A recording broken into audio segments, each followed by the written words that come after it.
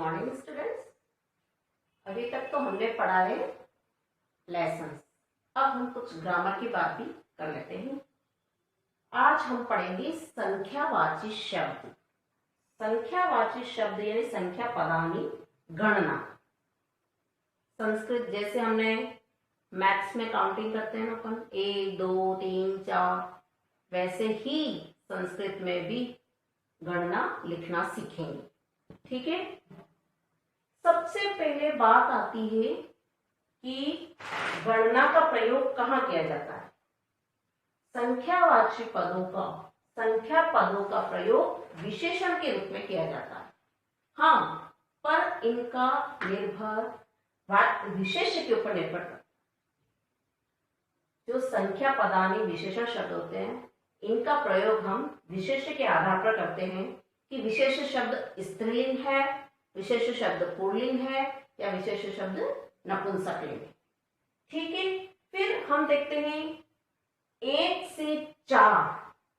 1 से 4 यानी संस्कृत में 1 से 4 तक की गणना लिंग, तीनों लिंगों में अलग अलग होती है। इसका प्रयोग तीनों लिंगों में अलग अलग प्रकार से होता है। और 5 से लेकर आगे तक की संख्यावाची शब्दों का प्रयोग एक जैसा चलता है, तीनों लिंगों में एक जैसा चलता है। तो सबसे पहले हम 1 से 4 तक के संख्या पदों का प्रयोग देखेंगे तीनों लिंगों के अंदर। ठीक है। सबसे पहले लेते हैं हम 1 से 4 तक संख्या।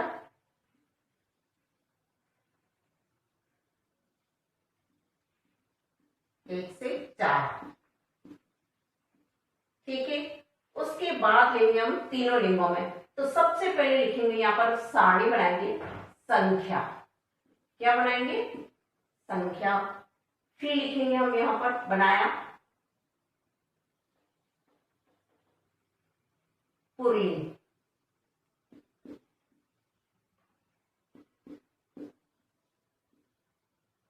फिर हमने बनाया स्त्रीलिंग।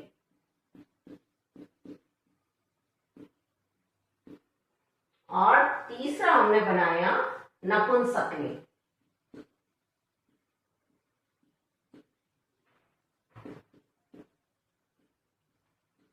हम अभी यहाँ 1 से 4 तक की ही बात करेंगे और 5 से आगे तक की संख्या का प्रयोग तीनों लिंगों में एक जैसा होता है। ठीक है। सबसे पहली संख्या है 1 2 3 और 4।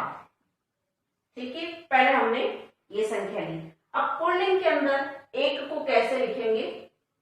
एकः।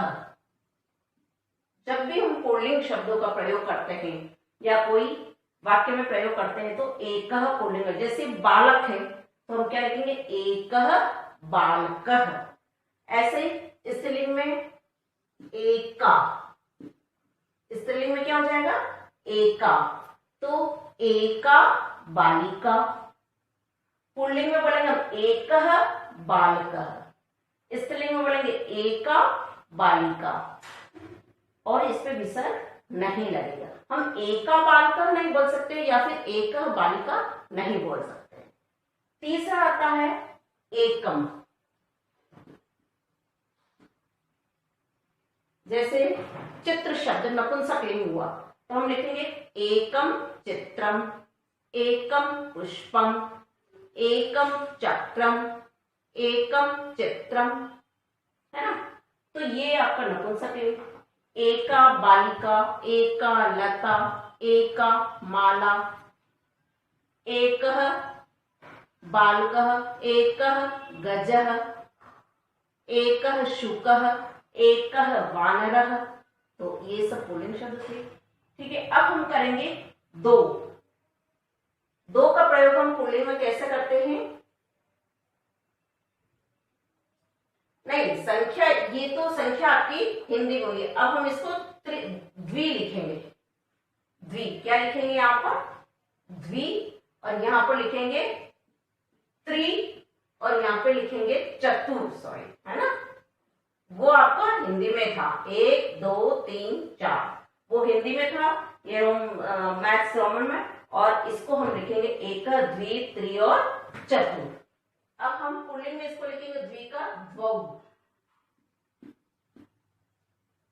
द्वौ बालकौ, द्वौ गजौ, द्वौ शुकौ। ठीक है, स्त्रीलिंग में लिखेंगे हम द्वे, द्वे माले, द्वे बालिके, द्वे लते। ठीक है, नपुंसकलिंग में करते हैं हम इसका भी प्रयोग द्वे। नपुंसकलिंग में भी हम इसका प्रयोग कैसे करेंगे, द्वे, द्वे चित्रे, द्वे चक्रे, द्वे पुष्पे, है ना।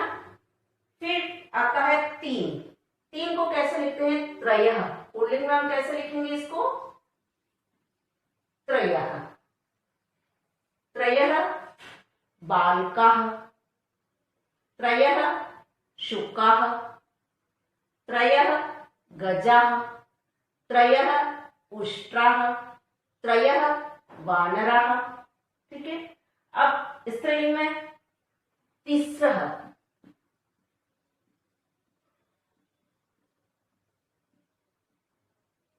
तिस्रः कन्याः, तिस्रः बालिकाः, तिस्रः मालाः, तिस्रः लताः।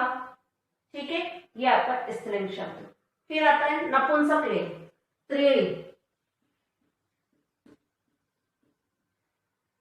त्रीणि चित्राणि, त्रीणि चक्राणि, त्रीणि पुष्पाणि। ठीक है, ये आपके नपुंसकलिंग का प्रयोग। फिर आता है आपका चार, चतुर। तो पुल्लिंग में आता है चत्वारः, चत्वारः बालकाः, चत्वारः गजाः। ठीक है, ऐसे ही आपका फिर आता है स्त्रीलिंग में चतस्रः,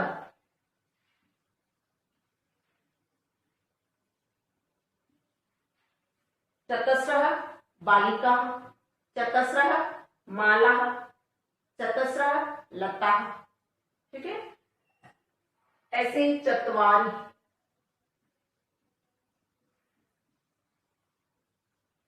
चत्वारि चित्राणि, चत्वारि पुष्पाणि, चत्वारि कमलानि। ठीक है, ये आपका नपुंसकलिंग, यानी एक से लगाकर चार तक की संख्या का प्रयोग आपका तीनों लिंगों में अलग अलग तरीके से होता है। और 5 से लगाकर आगे की सभी संख्याओं का प्रयोग सभी लिंगों में एक जैसा होता है। तो आगे हम 5 से लेकर आगे की संख्या को हम संस्कृत में लिखना सीखेंगे। अब हम संस्कृत में गणना लिखना सीखेंगे। एक, एकः, दो, द्वौ, है ना, एकः द्वौ, या फिर द्वय अपन किसमें स्त्रीलिंग में लिख सकते हैं, लेकिन अभी हम पुल्लिंग की बात करते हैं। तो एकः द्वौ त्रयः चत्वारः, 5 को पंच,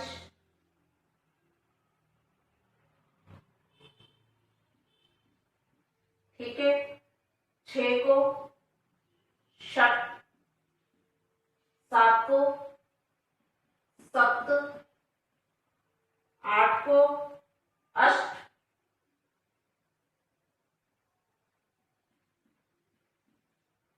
9 को नव और 10 को 10। ये आपकी 1 से 10 तक गणना हुई। ठीक है, अब हम करेंगे 11 से 20, 12, 13, 14, 15, 16, 17, 18, 19 और ये अपना 20। यस,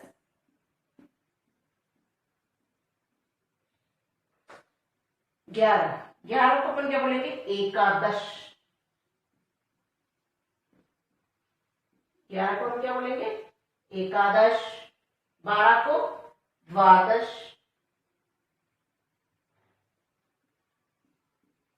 ठीक है, 12 को क्या बोलेंगे? द्वादश।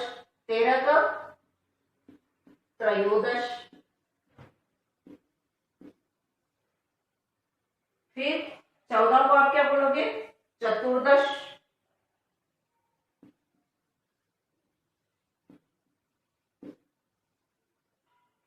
15 को पंचदश।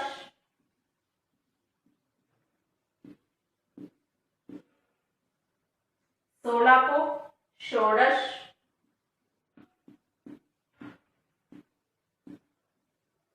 17 को सप्तदश।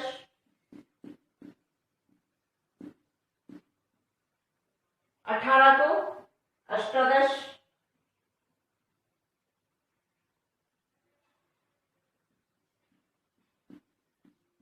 18 को अष्टादश। 19 को आप नवदश भी बोल सकते हैं और एकोन विंशति भी बोल सकते हैं। आप नवदश लिखना चाहे तो नवदश, नहीं तो एकोन विंशति। विंशति मतलब होता है 20 और एकोन मतलब 20 में से एक कम करना, वो हो जाता है आपका 19।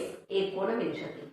लेकिन लिखने में आपको आसानी नवदश होता है, इसलिए नवदश लिख रहे हैं। ठीक है,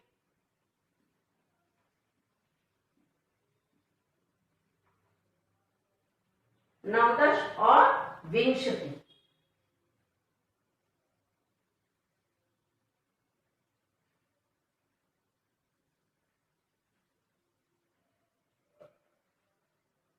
यहां पर आपको डॉट कहां लगाना है? वी के ऊपर। किसके ऊपर लगाना है डॉट? वी के ऊपर। श के ऊपर नहीं लगाएंगे, क्योंकि आप लोगों की आदत क्या होती है, आप श पे डॉट लगा देते, जिसको हम क्या बोलेंगे? विषमति। नॉट विषमति, विंशति। और इसका विसर्ग लगाएंगे तो विंशति। क्या हो जाएगा? विंशति। यह हुआ आपका 1 से 10, 11 से 20। अब हम करेंगे 21 से, इसको अभी मिटा देते हैं अपन, 21 से 30।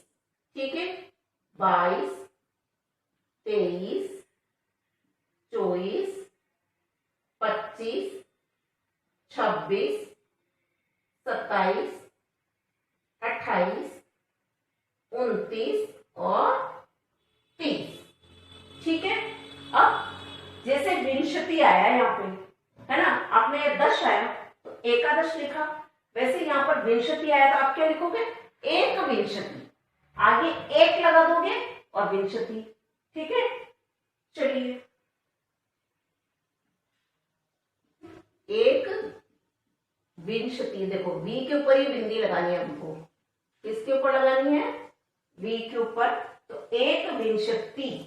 अब एक विंशति के लिए आपको क्या लगाना?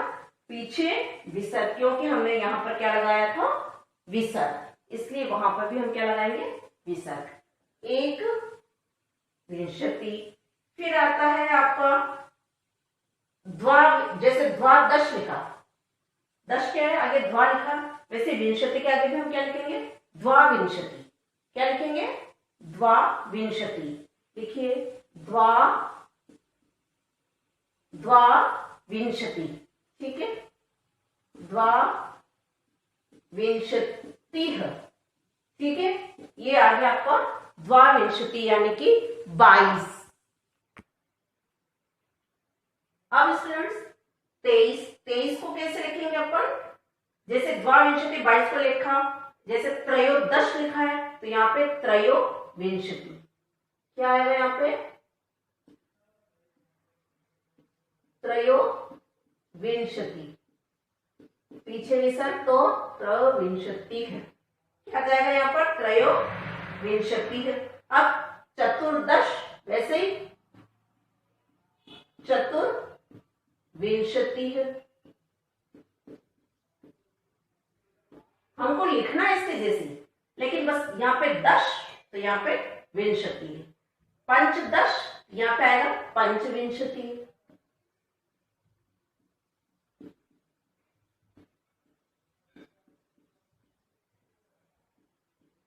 ठीक है, यहाँ पे षोडश आया, यानी 16 को हम षोडश बोलते हैं, तो यहाँ पे हम थोड़ा सा चेंज कर लेंगे, यहाँ पे लिख देंगे षड्विंशति।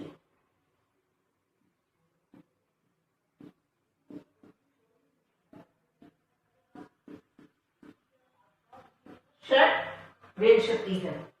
ठीक है, षट जब हम एक साथ लिखते हैं तो षड्विंशति हो जाएगा, और यहाँ पर षोडश। 27 से सप्तदश तो यहाँ पर सप्तविंशति।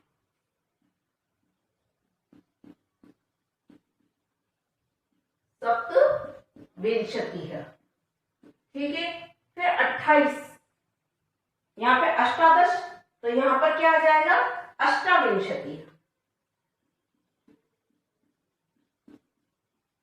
अष्टाविंशति है। आप देखना डॉट मैंने कहाँ लगा रखा है, उसी के अकॉर्डिंग आपको डॉट लगाना है। श के ऊपर डॉट नहीं, यानी बिंदी नहीं आनी चाहिए। फिर आता है 29, जैसे मैंने अभी आपको यहाँ पर नवदश बताया था, वैसे यहाँ पर नवविंशति। आप एकोनत्रिंशत भी लिख सकते हो, जैसे एकोनविंशति बोला वैसे एकोनत्रिंशत, लेकिन आपको लिखने में नवविंशति ज्यादा आसानी रहेगी, इसलिए नवविंशति। यहाँ पे क्या आ जाएगा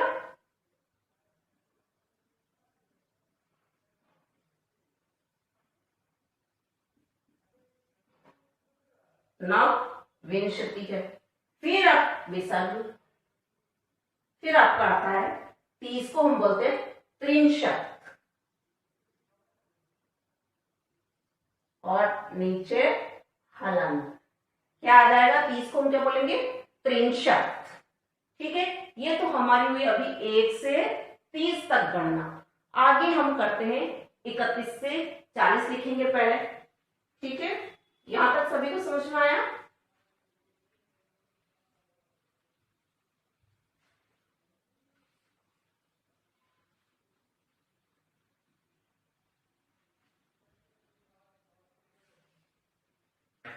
अब हम लिखेंगे 31 से 40।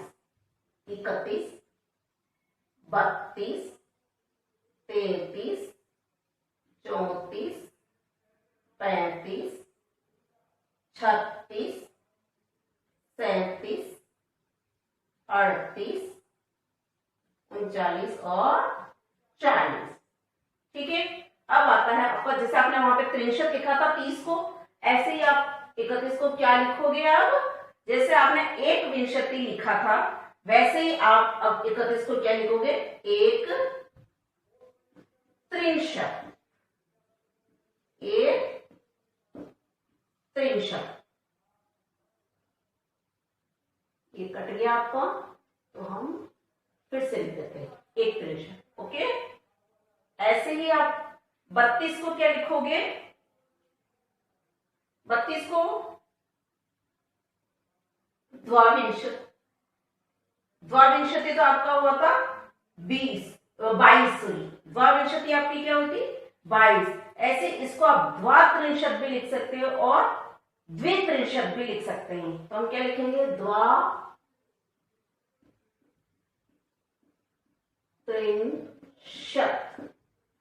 द्वात्रिंशत, ठीक है, द्वात्रिंशत। इसको लिखेंगे त्रयत्रिंशत। त्रयत्रिंशत। ओके, फिर आता है आपका 34। 34 को आप क्या लिखोगे? अब चतुस्त्रिंशत भी लिखते हो, चतुस्त्रिंशत भी लिख सकते हो, तो आप चतुस्त्रिंशत कर दो। चतुस्त्रिंशत। इसका एक तरीका और है, आप इसको चतुस्त्रिंशत, जैसे ऐसे त्रिंशत, तो हमको ये आसानी में इसको देख के हमें समझ में आएगा, इसलिए हम एक ही रखते हैं। ठीक है, चतुस्त्रिंशत। फिर आता है आपका 35, पंच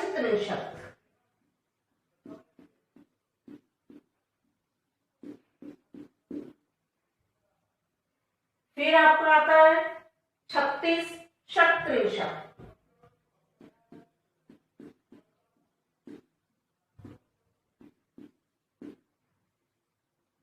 फिर आपका आता है 37 तो सप्तत्रिंशत्।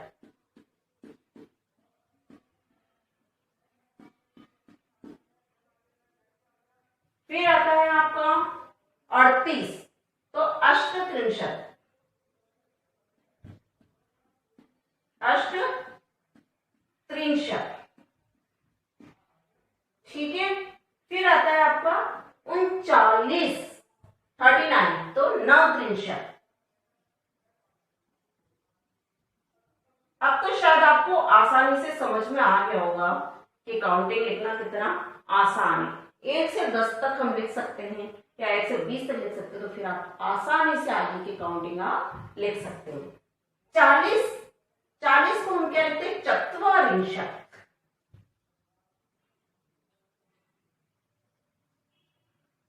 रिंशत्, चत्वारिंशत्, ठीक है। ये आपका हुआ 40। अब हम करेंगे 41 से। 41, 42, 43, 44, 45, 46, 47, 48, 49 और 50। हाँ तो स्टूडेंट्स, अब हम 41 बोला था ना, 41 को हम कैसे लिखेंगे? एक चत्वारिंशत्। एक चत्वारिंशत्।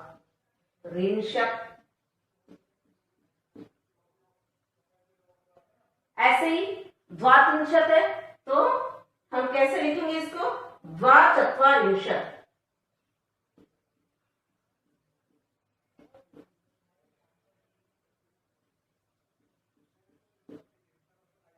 ऐसे ही 43 को हम लिखेंगे त्रयचत्वारिंशत्।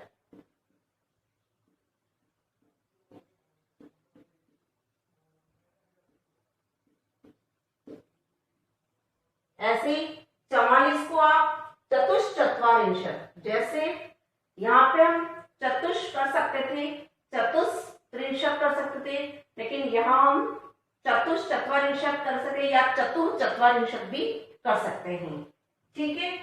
तो हम लिखते हैं इसको चतुश्चत्वारिंशत्, क्योंकि विसर्ग हटने के बाद श आ जाता है, ठीक है।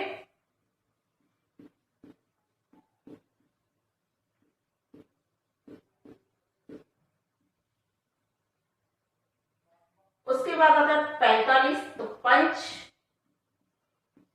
चत्वारिंशत्।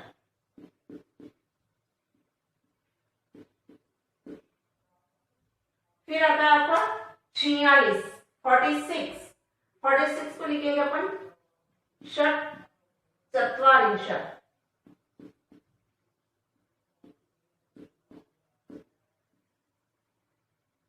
47 सप्त चत्वारिंशत्।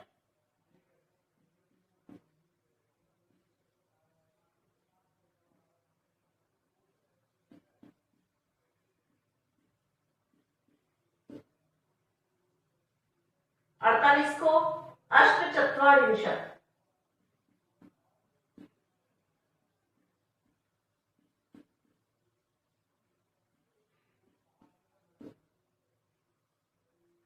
49 को आपको क्या लिखोगे? 49, ठीक है, या फिर 49। 49 नहीं, सॉरी, 49 तो आपका 59 हो जाएगा।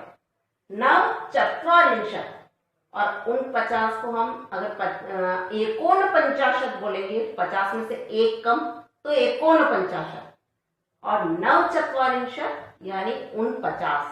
मैंने पहले 49 बोला, वो 59 है, सॉरी, है ना, 49।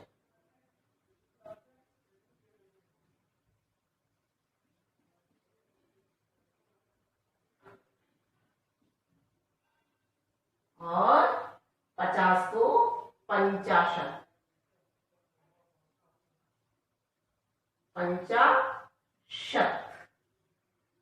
अभी हम 1 से 50 तक की काउंटिंग ही करेंगे, क्योंकि अभी आपके हाफ ईयरली के कोर्स में 1 से 50 तक की काउंटिंग ही आ रही है।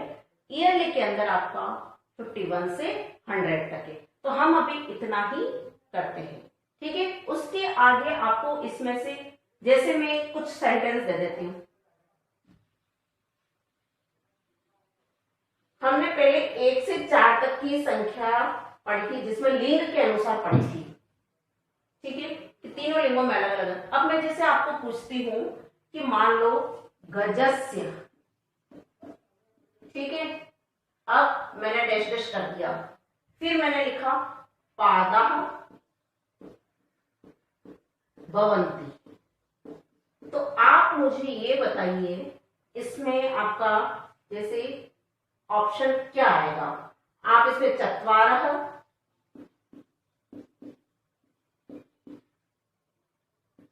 चतस्रः या चत्वारि, क्या भरेंगे हम इसमें। गजस्य सबसे पहले हम क्या देखेंगे, गजस्य क्या है, पुल्लिंग। तो पुल्लिंग में मैंने आपको क्या बताया था, 4 की संख्या का। चत्वार बताया, चतस्र बताया, चत्वारि बताया। तो पुल्लिंग के अनुसार चत्वारा पुल्लिंग है, तो हम यहां पर क्या भरेंगे, चत्वारा। क्या डालेंगे, चत्वारा। ऐसे जैसे नंबर 2 में और ले लेती हूं, कूपे महिले स्तर, कूपे महिले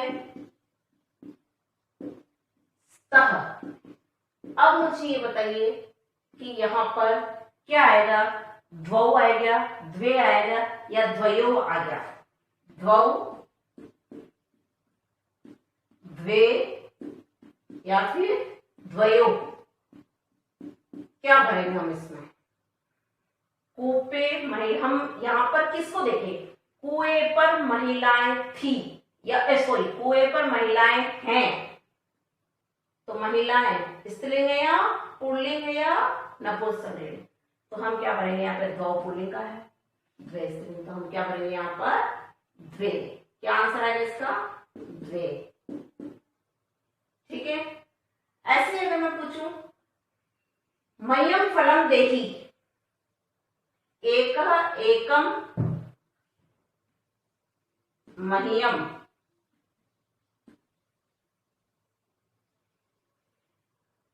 मह्यम फलम देहि, मुझे फल दो। अब यहां पर हम एकः, एका और एकम, तो हम यहाँ पे क्या भरेंगे, मह्यम मुझे, फलम फल, देहि दो, मुझे फल दो। एक एक एक एक। अब लेकिन हमको ये देखना है कि फल शब्द पुल्लिंग है, स्त्रीलिंग है या नपुंसकलिंग है, हमको ये चीज को पता करना है। तो फल शब्द नपुंसकलिंग है, तो एक शब्द का नपुंसकलिंग का रूप क्या बनता है, एकम। क्या बनता है, एकम। तो यहाँ पर एकम शब्द सही है, ठीक है। जिसे तत्र की एक्सरसाइज दे रखी है, हालांकि ये सारे पहले हो चुके हैं, फिर भी हम एक बार इसका वापस रिविजन कर लेते हैं। जैसे पूर्ण वाक्य में उत्तर, गुरु भक्त्या विस्मितो भूत्वा गुरु आरुणिम किम आदिशत्। तो सर्वे वेदा सर्वाणि शास्त्राणि च तव प्रतिभान्तु। क्वेश्चन नंबर 2, वन संपदा कस्य संपदा अस्ति। तो वन संपदा राष्ट्र संपदा अस्ति। आपत्सु किम जानीयात्, आपत्सु मित्रं जानीयात्। काकः ग्रामात् बहिः किम अपश्यत्, सः ग्रामात् बहिः एकस्यां वाटिकायां एकम घटम अपश्यत्। इन पूर्ण वाक्य के क्वेश्चन को मैं एक शब्द में आंसर भी पूछ सकती हूँ। हिंदी भाषा में अनुवाद, एकस्मिन् स्थाने एकः काकः प्रतिवसति स्म। एक स्थान पर एक कौवा रहता था। एकदा स पिपासया व्याकुलो अभवत्। एक बार वह प्यास से व्याकुल हुआ। घटे स्वल्पम जलम आसीत्, घड़े में पानी थोड़ा था। एतद् दृष्ट्वा सः दुखितो अभवत्, यह देखकर वह दुखी हुआ। संधि विच्छेद करो, व्याकुलो अभवत्, व्याकुलः प्लस अभवत्, इतस्ततः, इतः प्लस ततः, प्रत्यागच्छत्, प्रति प्लस आगच्छत्, घटस्योपरि, घटस्य प्लस उपरि। विग्रह करके समास का नाम पाषाण खंड, पाषाणस्य खंड, षष्ठी तत्पुरुष समास। यथेच्छम, यथा मनतिक्रम्य, अव्ययभाव समास। यथाशक्ति, शक्ति मनतिक्रम्य, अव्ययभाव समास। पंकमग्न, पंक्यमग्न, सप्तमी तत्पुरुष समास। छाया शुष्कम, छायायाम शुष्कम। अब आते हैं अभ्यास प्रश्न पत्र 2, पाठ 6 से 9। 9 लेसन हमने नहीं पढ़ा है क्योंकि ये अभी आपके हाफ ईयरली एग्जाम में नहीं आ रहा है, लेकिन तो इससे रिलेटेड क्वेश्चन हम छोड़ देंगे, ठीक है। 6 से 8 तक का पढ़ेंगे। पूर्ण वाक्य में उत्तर दीजिए। वानरः कुत्र वसति स्म? वानरः नद्या तीरे वृक्षस्य उपरि वसति स्म। मैं ये भी पूछ सकती हूँ कि कः नद्या तीरे वृक्षस्य उपरि वसति स्म, तो अब एक शब्द में वानरः। भ्रमराणाम ध्वनि कीदृशी भवति? तो भ्रमराणाम ध्वनि अत्यधिकम श्रवण मधुरा भवति। हिंदी में अनुवाद, तरणम अति स्वास्थ्यकरम अस्ति, तैरना स्वास्थ्य के लिए बहुत लाभदायक है। बालकाः सरोवरे स्नानं कुर्वन्ति, बच्चे तालाब में स्नान करते हैं। चक्रवत् परिवर्तन्ते दुखानि च सुखानि च, सुख और दुख पहिए की तरह घूमते रहते हैं। संधि विच्छेद करो। मंत्रिणश्च, मंत्रिणः प्लस च। बालिकाश्च, बालिकाः प्लस च। शास्त्राण्यधीत्य, शास्त्राणि प्लस अधीत्य। विग्रह करके समास का नाम लिखो। दोलारूढ़ा, दोलायाम आरूढ़ा, सप्तमी तत्पुरुष समास। क्रीडा स्थलानि, क्रीडायाः स्थलानि, षष्ठी तत्पुरुष समास। ये तो हमने अभ्यास प्रश्न पत्र 1 और 2 पढ़ा। अब हम पढ़ेंगे आदर्श प्रश्न पत्र, जो कि पार्ट 1 से 9 तक, ठीक है। उसमें भी 9 चैप्टर से रिलेटेड वो हम छोड़ देंगे। एक हम श्लोक के भावार्थ, अर्थ वो भी छोड़ेंगे और हिंदी अनुवाद भी छोड़ेंगे। सारे प्रश्न उत्तर करने कोई जरूर नहीं, हिंदी अनुवाद, संस्कृत अनुवाद, जो भी कोई जो क्वेश्चन में दे रही हूं आपको वही करने। पूर्ण वाक्य में उत्तर दीजिए। गुरु आरोणिम किम आदिशत? गुरु आरोणिम आदिशत वत्स केंदार खंडम बध्वा रक्ष। अरण्ये ऋषय किम किम कुर्वन्ति? तो अरण्ये ऋषय तपश्चरणम कुर्वन्ति, मंत्रान् पश्यन्ति स्म। वन्य जीवनस्य स्मृति किम किम अस्ति? बृहदारण्यकोपनिषद महत् ग्रंथ वन्य जीवनस्य स्मृति अस्ति। आपके पहले भी इन लेसन से रिलेटेड कोई क्वेश्चन आपका अगर छूट गया और इसमें मिल रहा हो तो आप इसमें से देख के भी उनमें आप क्वेश्चन कर सकते हो, ठीक है, उसके आंसर लिख सकते हो। काका जलम पातुम किम अकरोत्? काका जलम पातुम पाषाण खंडान घटे अक्षिपत्। काका घटस्योपरि उपाविशत्, सह जलम पातुम अयतत्, सह एकम उपायम अचिंतयत्। काकः अनेकान पाषाण खंडान घटे अक्षिपत्। काकः यथेच्छम जलम अपिबत्। संधि विच्छेद करो। कुत्रापि, कुत्र प्लस अपि, हर्षितो अभवत्, हर्षितः प्लस अभवत्। तस्मिन्नेव, तस्मिन् प्लस एव, आर्द्रो अभवत्, आर्द्रः प्लस अभवत्। अंडान्यपि, अंडानि प्लस अपि, ठीक है। अब विग्रह करके समास का नाम लिखें। यह भी आपके चैप्टर नंबर 6 में सभी मिल जाएंगे, लेकिन इसको मैंने होमवर्क में नहीं दिया था तो हम यहाँ कर लेते हैं। ग्रह शून्य, गृहात् शून्य, पंचमी तत्पुरुष समास। शीत काल, शीतस्य काल, षष्ठी तत्पुरुष समास। दयार्द्र चित्त, दयार्द्र चित्त, कर्मधारय समास। क्षुद्र प्राणी, क्षुद्र प्राणी, कर्मधारय समास। हस्तपादम, हस्तौच, पादौच, द्वंद्व समास। ये क्वेश्चन तो शायद दिया, पद परिचय ने दिए थे, वो हम यहाँ कर रहे हैं। क्री धातु, करोषि, क्री धातु, लट लकार, मध्यम पुरुष, एक वचन। खगानाम, खग शब्द, षष्ठी विभक्ति, पुल्लिंग, बहुवचन। नीड शब्द, निढ़ाने के लिए नीड शब्द, प्रथमा द्वितीय विभक्ति एक जैसा चलता है नपुंसकलिंग में, नपुंसकलिंग और बहुवचन। तस्मिन, तत्शब्द, सर्वनाम, सप्तमी विभक्ति, एक वचन। संति, अस धातु, लट लकार, प्रथम पुरुष वचन है। अब इसके अंदर संस्कृत में अनुवाद करो। ये वाला क्वेश्चन भी है, क्वेश्चन नंबर 7 दे रखा है पेज नंबर 53 पर, लेकिन वो आपको करना नहीं है, पर मैं फिर भी आपको बता देती हूँ। किसी वृक्ष पर एक बंदर रहता था, तो कस्मिंश्चित् वृक्षे एक वानर वसति स्म। कौवा गड़े पर आकर बैठ गया, तो काकः गटे आगत्य अतिष्ठत्।